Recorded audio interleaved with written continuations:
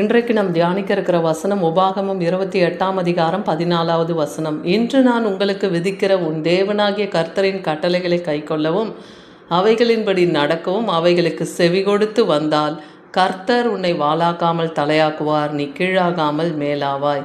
இன்னைக்கு கர்த்தர் நம்மோடு இடைப்படுகிற காரியம், கர்த்தர் நம்மை வாலாக்காமல் தலையாக்கி கீழாகாமல் நம்மை மேலாக்குவேன்னு வாக்கு பண்ணுகிறார். அப்படி நம்மை தலையாகவும் மேலாகவும் வைக்கணும்னா நாம் என்ன செய்யணும்? இதே அதிகாரத்தில் 28ஆம் அதிகாரம் 1வது வசனம் சொல்லுது, இன்று நான் உனக்கு விதிக்கிற உன் தேவனாகிய கர்த்தருடைய கட்டளையின்படி எல்லாம் செய்ய கவனமாயிரு. அதாவது மோசேக்கு 10 கட்டளைகளை கற்பலைகளில் எழுதி கர்த்தர் தன்னுடைய கரத்தினாலே எழுதி கொடுக்குறார் இல்லையா? அவர் விரல்களினாலே எழுதப்பட்டதுன்னே பார்க்குறோம். அப்போ அவருடைய கட்டளைக்கு நாம் செவி கொடுத்து கவனமாக இருந்து அவர் சத்தத்துக்கு செவி கொடுப்போமானால் கர்த்தர் இந்த பூமியில் இருக்க சகல ஜாதிகளிலும் நம்மை மேன்மையாக வைப்பேன்னு சொல்கிறார். உன்னை மேன்மையாக வைப்பேன். யார் அந்த கட்டளைக்கு செவி கொடுத்து நடக்கிறாங்களோ அவங்கள கர்த்தர் என்ன பண்ணுவாராம்? மேன்மையாக வைப்பேன்னே வாக்கு பண்ணுறார் இல்லையா? அந்த 10 கட்டளைகளை சுருக்கி தான் ஆண்டவராக இயேசு கிறிஸ்து இந்த பூமியில் வாழ்ந்தபோது 2 கற்பனைகளாக அதை சுருக்கி கொடுத்தார். ஒன்று, உன் தேவனாகிய கர்த்தரிடத்திலே உன் முழு இருதயத்தோடு ஆத்மாவோடு உன் முழு பலத்தோடு அவரிடத்திலே அன்பு கூறுவாயாக. 2வது, உன்னிடத்தில் அன்பு கூறுவது போல் பிறனிடத்தில் அன்பு கூறுவாய்.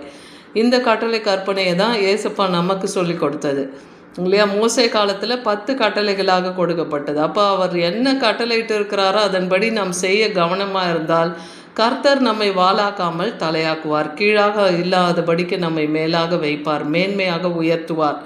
உபாகமம் 4ஆம் அதிகாரம் 6லேருந்து 9 வசனம் வரைக்கும் நீங்கள் பார்க்கும்போது அவைகளை கை கொண்டு, எவைகளை தேவன் நமக்கு எதெல்லாம் கற்பித்து கொடுத்துருக்கிறாரோ அதை கை கொண்டு நாம் நடக்கணும். அப்படி நடக்கிற ஜனங்களுக்கு கண்களுக்கு முன்பாக இதுவே உங்களுக்கு ஞானமும் வேகமுமாக இருக்கும்னு சொல்லப்படுது. புறஜாதி மக்களுக்கு நடுவில் கர்த்தருடைய கற்பனை கட்டளைக்கு நம்ம கை கொண்டு நாம் நடப்போமானால் அதுதான் நமக்கு ஞானமும் வேகமும்.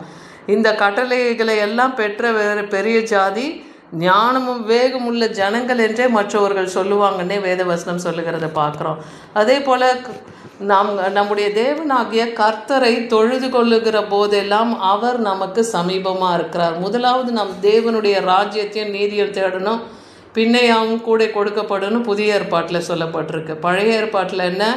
அவரை தொழுது கொள்ளுகிற போதெல்லாம் அவர் நமக்கு சமீபமாக இருக்கார். அவர் சமீபமாக இருக்கிற அப்படி அது மாதிரியான ஒரு சிலாக்கியத்தை பற்ற பெரிய ஜாதி வேறு எதுவுமே இல்லை. அதுதான் கர்த்தரை தேடுகிற ஜனம்.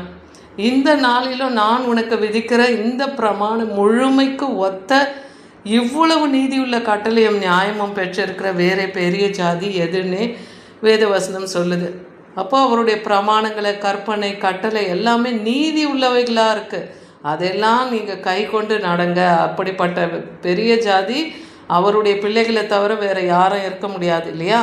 ஓரேபிலே உன் தேவனாகிய கர்த்தருக்கு முன்பாக நிற்கும் போதும் கர்த்தர் என்னை நோக்கி, இங்கே மோசேக்கு சொல்கிறார், ஓரேப் மலையில் போய் கர்த்தரை அவர் தரிசிக்க போகும்போது கர்த்தரை நோக்கி அவர் பார்க்குறார் இல்லையா?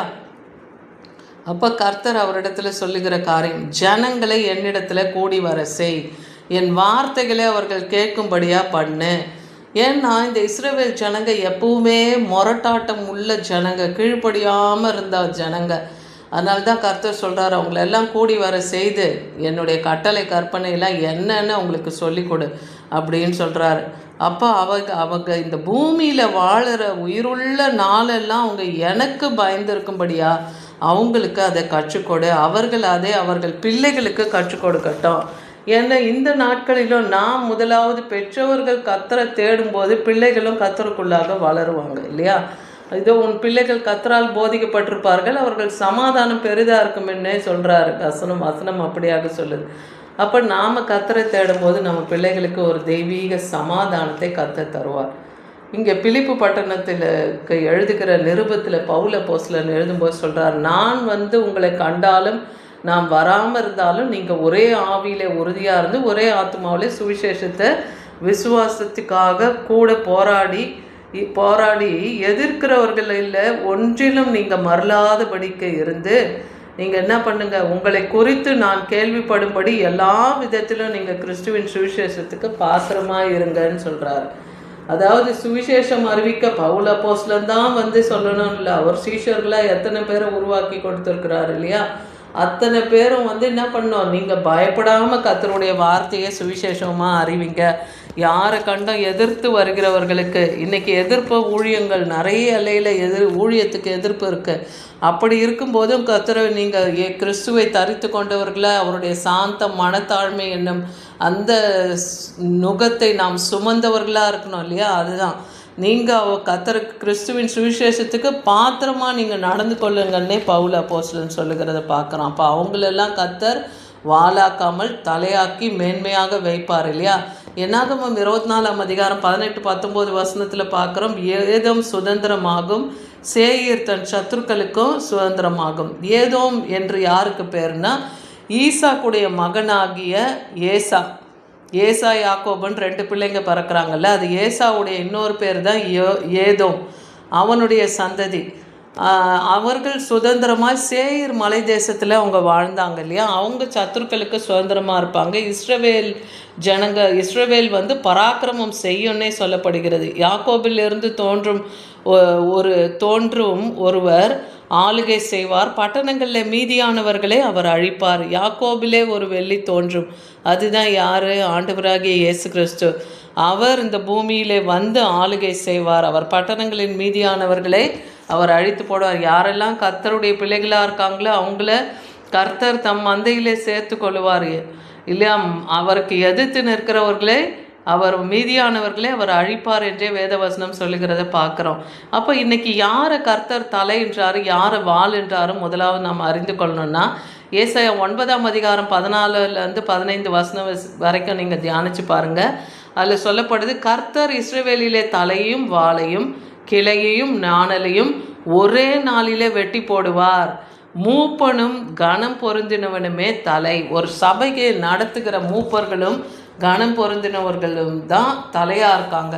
பொய் போதகம் பண்ணுகிறவர்கள் வந்து தீர்க்கதரிசியை வாள்னு சொல்லப்படுது. பொய்யான போதகம் பண்ணுகிற அப்படிப்பட்டவர்கள் தான் போதகர்களும் தீர்க்கதரிசிகளுமே தான் அந்த வாள்னு சொல்லப்படுது. இந்த ஜனத்தை நடத்துகிறவர்கள், அதாவது அந்த பொய் தீர்க்கதரிசிகள் பொய் போதகர்கள் மூலமாக ஒரு சபை நடத்தப்படுறதுனா அவர்கள் யாருன்னா எத்தர்கள்னு சொல்லப்படுது. எத்தர்கள்னால் ஏமாற்றுகிறவர்கள், பணத்துக்காக ஊழியம் செய்கிறவர்களாய் ஜனங்களை நயவஞ்சகமாய் நடத்துகிறவர்களாக இருக்கிறவங்க. அப்படி நடத்தப்படுகிறவர்கள் வந்து நாசம் அடைகிறவர்களுமாய் இருக்கிறார்கள்னே வேதவசனம் சொல்லுது. அப்போ அந்த சபை எப்படி இருக்கும் பாருங்கள். அவர்களும் பின்மாற்றத்தில் போகிறவர்களாக காணப்படுவாங்க.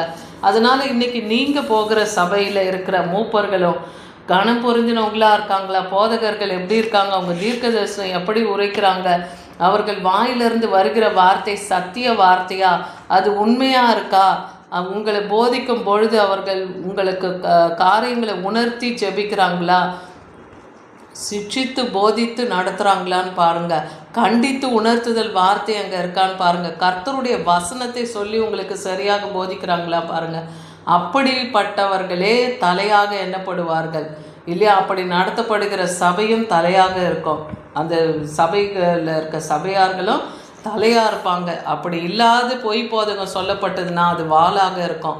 அப்போ தேவன் உங்களை இன்றைக்கி உங்களை மேன்மையாக வைக்கணும்னா, உங்களை அவர் உயர்த்தணும்னா, அவருடைய கற்பனை கட்டளைக்கு கீழ்ப்படிந்து அவருக்கு செவி கொடுத்து அவரை தேட வேண்டிய நேரத்தில் அவரை தேடி அவருக்கு செலுத்த வேண்டிய கனத்தை செலுத்தி அவருடைய நீதியின் கட்டளை நியாயங்களை எல்லாம் நீங்கள் கை கொண்டு நடந்து நீங்கள் மாத்திரம் இல்லை உங்கள் பிள்ளைகளையும் கர்த்தருக்குள்ளாய் வழிநடத்தும் போது கர்த்தர் உங்களை வாளாக்காமல் தலையாக்குவார், கீழாகாமல் மேலாக்குவார். ஆமீன்.